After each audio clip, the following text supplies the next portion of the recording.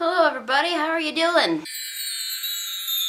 So earlier in the week I asked people on Facebook for suggestions about what I should vlog about next, and I got a few suggestions on my personal Facebook at least. By the way, if you didn't know that I have a Facebook for this YouTube channel, you should check it out below and like and comment and stuff.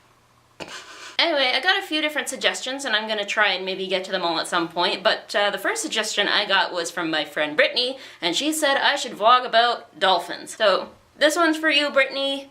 10 facts about dolphins. Fact number 1, there are 43 different species of dolphins. 38 of these species are marine dolphins who live in the oceans, and the other 5 are river dolphins. Fact number 2, dolphins can have anywhere between 70 and 150 teeth depending on the species, and none of these teeth are used for chewing. They are, however, very important for grabbing and holding on to slippery prey like fish and squid and crustaceans, which for the most part they swallow whole. Fact number 3, killer whales, aka orcas, are actually a type of dolphin. They are also the largest species of dolphin and are the only member of the genus Orcanus. Number 4, most dolphins have stomachs that are separated into 3 chambers, but there's a few species that have stomachs that only have 2. Basically, the first chamber just stores the food until the second and third chambers are ready to digest it. Number 5, Amazon river dolphins are usually pink. Nobody's really quite sure why they're pink, but most scientists suggest it's probably because their capillaries, which are teeny tiny blood vessels, are very close to the surface of the skin, more so than in other dolphin species. Number 6, Amazonian river dolphins also have unfused vertebrae, which makes them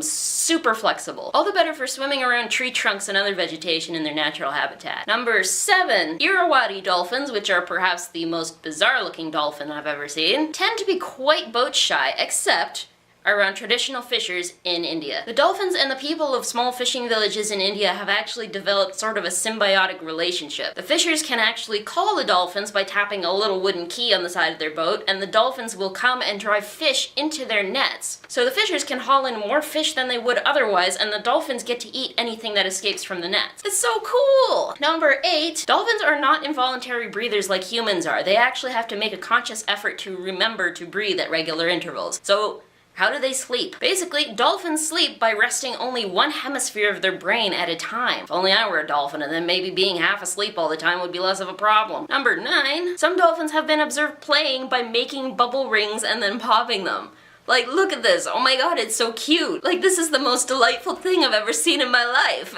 And finally, number 10, oceanic noise pollution is actually a huge problem. Things like boat motors and propellers, sonar navigation, and seismic surveys done by oil drilling companies can have a devastating effect on species like dolphins and whales and other oceanic species that rely on sound in order to hunt and navigate. Now, as I'm sure most of us know, dolphins use echolocation to hunt and navigate, and large species of whales use sound to communicate with each other over long distances. The frankly redonkulous amount of noise pollution that we've been putting into their habitats can cause cetaceans to get really confused and disoriented, and this can result in them getting lost, stranded on beaches, or even suffering severe decompression sickness because they dive and surface too fast. Now, I know this is kind of supposed to be like a happy subject because dolphins are like cute and adorable and everything, but this is an important issue, and there are lots of things that you can do on a personal level to help alleviate oceanic noise pollution. For example, you can minimize the amount of fossil fuels you consume so that large companies don't have to go out and drill in the ocean. You can write to local politicians and vote for legislation that will help better protect marine habitats. You can tell others about this problem to help raise wider awareness, and you can work to support charities like the World Wildlife Fund and Oceana that help advocate for better marine wildlife protection. Links, as usual, are in the doobly-doo. So that was a fun video. Dolphins are pretty cool. Thank you, Brittany, for the suggestion. And if you, my lovely viewers, have any suggestions for things you'd like to see me vlog about, then just put them in the comments down here or on my Facebook page. And as always, thank you all so much for watching, and I'll see you next time. Bye!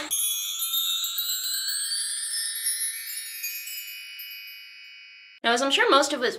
What are you doing?